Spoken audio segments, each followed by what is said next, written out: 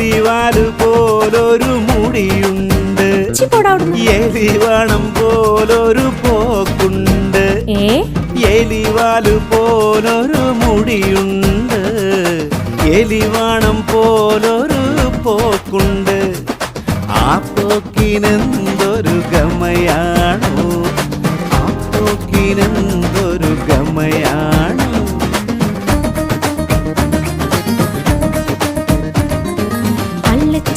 ചിരിച്ചെന്നെ മയക്കേണ്ട, കള്ളത്തരം പറഞ്ഞെന്നോടടുക്കേണ്ട,